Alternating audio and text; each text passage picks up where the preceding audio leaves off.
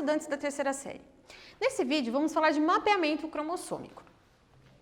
Qual a diferença entre as duas imagens abaixo? Então tem aqui duas imagens, a imagem A e B, e a gente já observa uma diferença bem clara entre elas.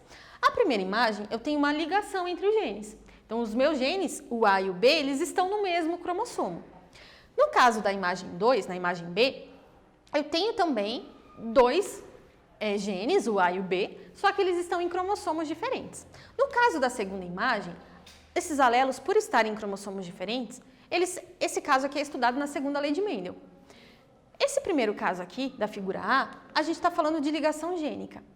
E quando a gente fala de ligação gênica, eu tenho como calcular a distância entre dois genes? Isso vai ter alguma alteração? Vai ser importante para mim ou para a sua vida?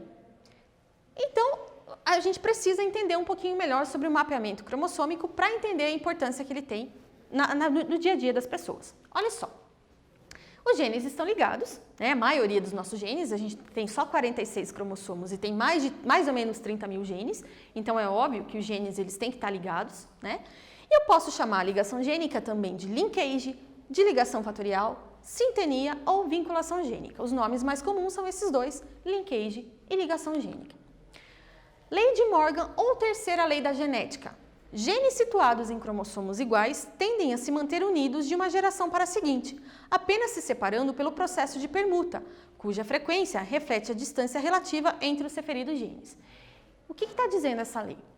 Que os genes que eles estão ligados, que eles estão no mesmo cromossomo, eles tendem a ser repassados para os gametas juntos, que é o que a gente está vendo aqui, ó.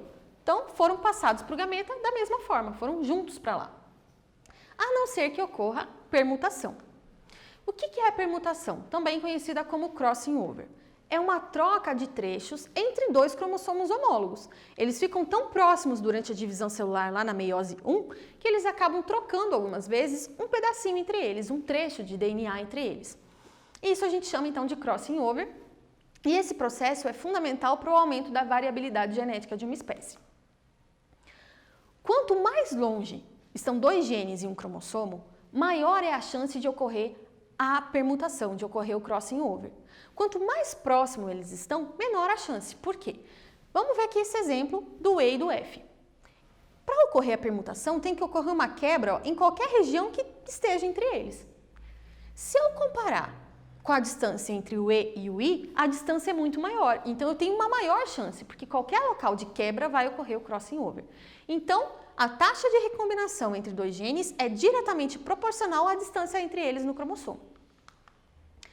Eu posso chamar essa distância de taxa de permuta, taxa de recombinação, posso chamar também de distância entre pares de genes. E meço, não dá para medir em centímetros, em metros, porque é uma distância que não pode ser medida, chamo de unidade de recombinação, unidade Morgan, centimorgan ou ainda morganídeo.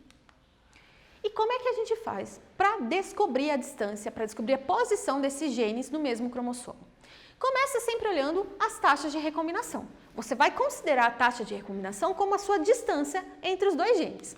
Então, colocar no esquema os genes com as maiores taxas primeiro. Então, coloquei aqui meu cromossomo, representando ele, vou colocar as maiores taxas. A maior taxa é entre o A e o C. Então, A e C coloquei nas duas extremidades. Depois eu vou para a segunda maior distância. Qual que é a segunda maior distância? O 30% entre o A e o B. Então, vou colocar o B lá, 30 unidades de recombinação. Agora ficou faltando só entre o B e o C. Entre o B e o C vai ficar faltando então aqui 10%. Então, vai ser 10 unidades de recombinação. Então, veja, você sempre começa da distância maior, você vai considerar a sua porcentagem como a distância entre os genes, então coloca da maior distância para a menor distância para descobrir a posição entre eles. E por que isso é importante? Para o mapeamento genético. Porque mapeamento genético pode ser capaz de identificar algumas doenças antes mesmo da pessoa ter os sintomas da doença. Nesse vídeo, nós falamos sobre mapeamento cromossômico. Espero que vocês tenham gostado e até breve!